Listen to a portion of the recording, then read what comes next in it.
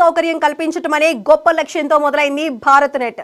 అందులో భాగంగా ఆంధ్రప్రదేశ్ చేపట్టిన AP fibre net triple play పేరుతో ఇంటర్నెట్, టీవీ, ఫోన్ ఇవ్వాలని నిర్ణయించింది. 2014లో అప్పటి టీడీపీ ప్రభుత్వం చేపట్టిన ఈ పథకం వైసీపీ హయాంలో నిర్వీర్యమై నష్టాల్లోకి వెళ్లిపోయింది. ఇప్పుడు ఆ వ్యవహారాలన్నీ తవ్వుతున్న కొద్దీ దారుణాలు బయటపడుతున్నాయి. ప్రక్షాళనలో భాగంగా 400 మందిని ఉద్యోగాల నుంచి తొలగించడం ఒక సంచలనం. ఇంతకీ అక్కడ ఏం జరుగుతోంది?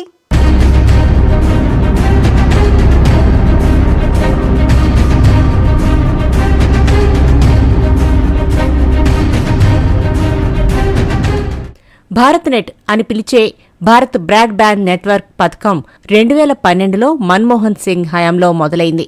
దీని లక్ష్యం దేశంలోని 2.5 లక్షల గ్రామ పంచాయతీలకు ఇంటర్నెట్ సౌకర్యం కల్పించడం ద్వారా డిజిటల్ ఇండియా సాధించడం. 2014లో ఆంధ్రప్రదేశ్లో అధికారంలోకి వచ్చిన తెలుగుదేశం ప్రభుత్వం ఈ పథకాన్ని ఏపీ ఫైబర్ పేరుతో మరింత వేగంగా అమలు చేయడానికి పూనుకుంది. అందరికంటే ముందుగా అమలు చేసి ఆదర్శంగా నిలవాలని భావించింది. అండర్ గ్రౌండ్ కేబుల్ ఆలస్యమవుతుందని ఓవర్ హెడ్ ఫైబర్ వేసింది. పనిలో పనిగా ట్రిపుల్ ప్లే పేరుతో ఇంటర్నెట్, టీవీ, ఫోన్ ఇస్తామని చెప్పింది. అప్పటికే కేబుల్ టీవీ డిజిటలైజేషన్ పూర్తి కావస్తూ ఉండడం, చాలా మంది సెటప్ బాక్సులు కొనుక్కుని ఉండటంతో ఏపీ ఫైబర్ తన స్పెషల్ ట్రిపుల్ ప్లే సెటప్ బాక్సులను అనుకున్నంతగా అమ్మలేకపోయింది. పైగా ఇతర కేబుల్ టీవీ ఎంఎస్ఓలు 1500కే బాక్స్ ఇస్తున్నప్పుడు ఈ ట్రిపుల్ ప్లే బాక్స్ ధర 4500 ఉండటం వల్ల కూడా ఆశించిన స్పందన రాలేదు.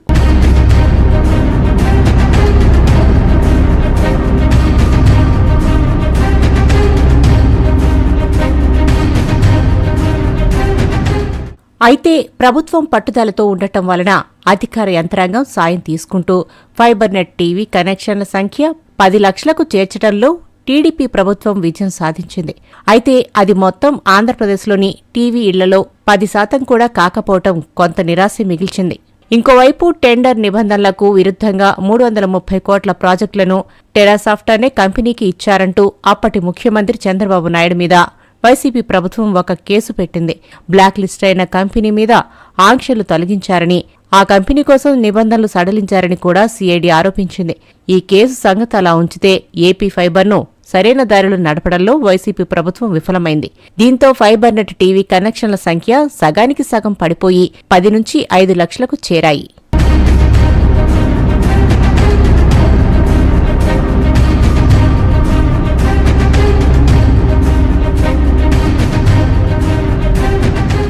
ఇలా ఉండగా కొత్త ప్రభుత్వంలో ఏపీ ఫైబర్ నెట్ చైర్మన్ గా నియమితులైన జీవీ రెడ్డి గత 5 ఏళ్లలో ఈ సంస్థలో జరిగిన అవకతవకలను తవ్వి తీయటం మొదలుపెట్టారు. ముందుగా రామ్ గోపాల్ వర్మ దొరికాడు. ఆయన తీసిన రాజకీయ చిత్రం వ్యూహం ఫైబర్ నెట్ ద్వారా స్ట్రీమ్ చేయడానికి ఒక ఒప్పందం కుదిరింది. పే పవర్ వ్యూ పద్ధతిలో ఆ సినిమాను ఫైబర్ నెట్ చందాదారులు చూస్తే ఒక్కో వ్యూకు 100 రూపాయల చొప్పున రామ్ గోపాల్ వర్మకు ఇవ్వాలన్నది ఒప్పందం. 2,15 లక్షలకు చేసుకున్న ఆ ఒప్పందం కింద ఆయన 1,15 అక్రమంగా అందుకున్నట్టు నిర్ధారించారు. ఆ మొత్తాన్ని వడ్డీతో సహా 15 రోజుల్లో చెల్లించాలని ఫైబర్ నెట్ సంస్థ రామ్ గోపాల్ వర్మకు లీగల్ నోటీసులు పంపింది. చైర్మన్ జీవీ రెడ్డి ఆదేశాల మేరకు అప్పటి ఫైబర్ నెట్ ఎండీ మధుసూదన్ రావుతో పాటు మరో 4గురికి లీగల్ నోటీసులు వెళ్లాయి.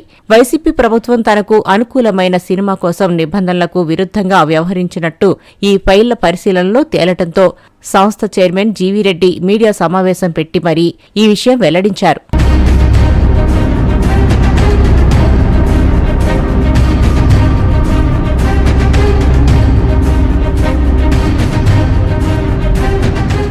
వారం తిరక్కముందే ఏపీ ఫైబర్ నెట్ మరో సంచలన నిర్ణయం తీసుకుంది. ఫైబర్ నెట్ నుంచి 410 మంది ఉద్యోగుల్ని తొలగిస్తున్నట్టు చైర్మన్ జీవీ రెడ్డి ప్రకటించారు. అనవసరంగా పెద్ద ఎత్తున నియమించిన వీళ్ల వల్ల ఎలాంటి ప్రయోజనం లేకపోగా ఫైబర్ నెట్ కనెక్షన్లు 10 లక్షల నుంచి 5 లక్షలకు తగ్గిపోయాయని గుర్తించారు.